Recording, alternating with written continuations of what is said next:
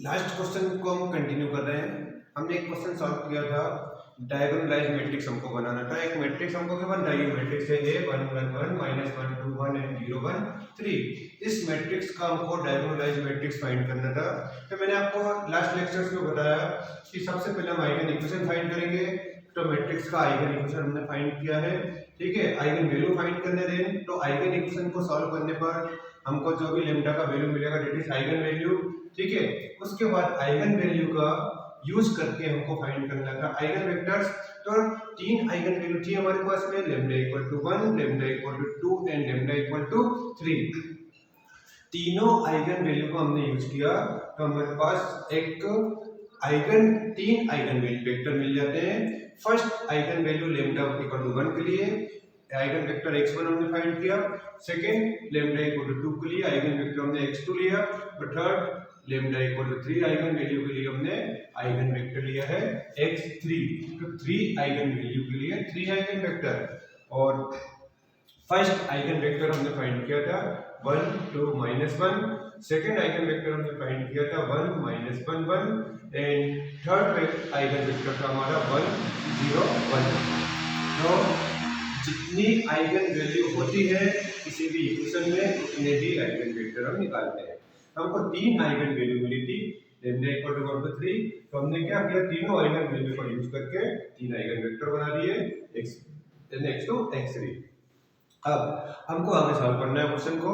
अब तीनों eigen value का यूज करके तीनों आइगन वेक्टर बनाया। तो तीन आइगन वेक्टर में जब हम एक मैट्रिक्स में फॉर्म में लिखते हैं तो इस मैट्रिक्स को हम P से डिनोट किया है और this is called model matrix. This matrix is called model matrix. इस मैट्रिक्स को मॉडल मैट्रिक्स भी बोलेंगे।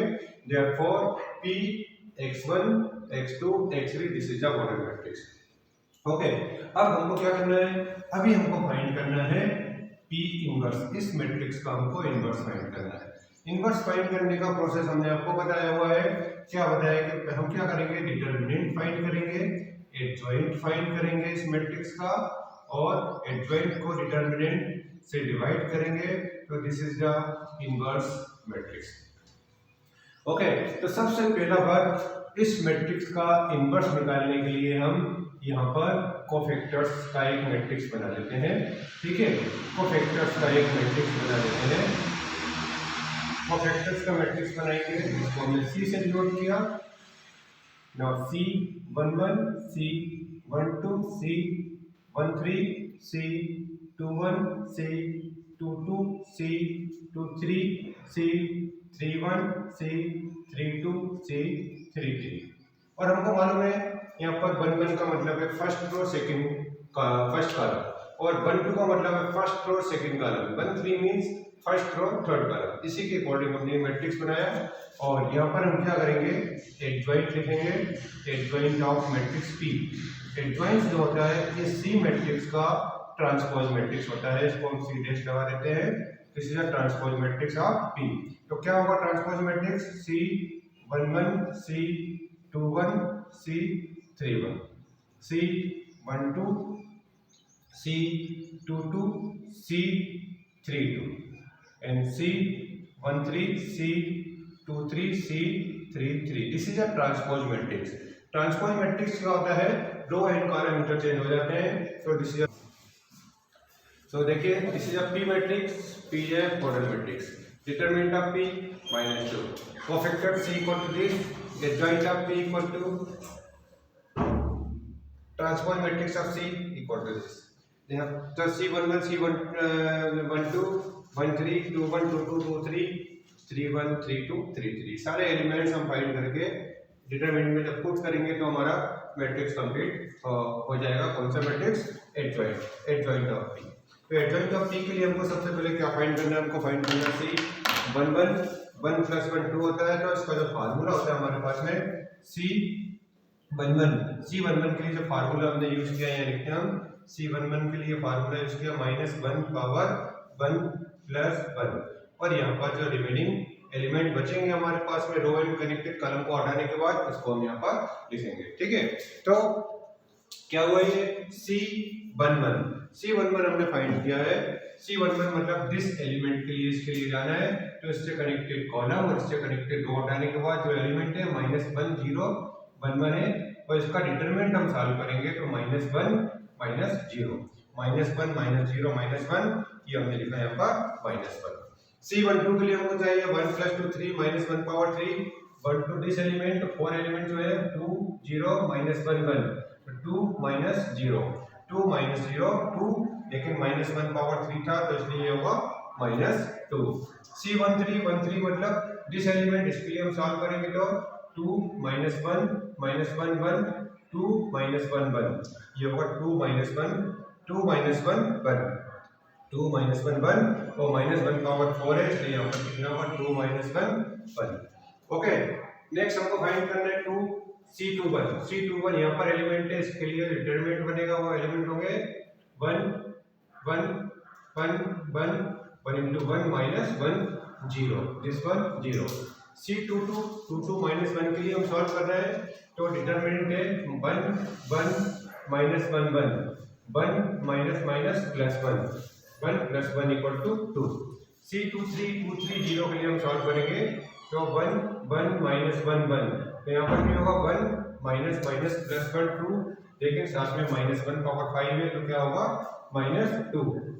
सिमिलरली वी टेक C31 के लिए हम सॉल्व कर रहे हैं, तो 1 1 -1 0 4 एलिमेंट्स है, 0 +1, तो 0 + 1 = 1। और C32 दिस एलिमेंट, तो इसके लिए हम सब सॉल्व करेंगे तो होगा 1 1 2 0, मतलब 0 -2, ये होगा 0 -2 लेकिन -1 पावर 5 है, इसलिए होगा +2। और फिर -1 इसके लिए सॉल्व करना है, 1 के लिए C33 है तो होगा -1 -2 -1 -2 -3 -1 -2 -3।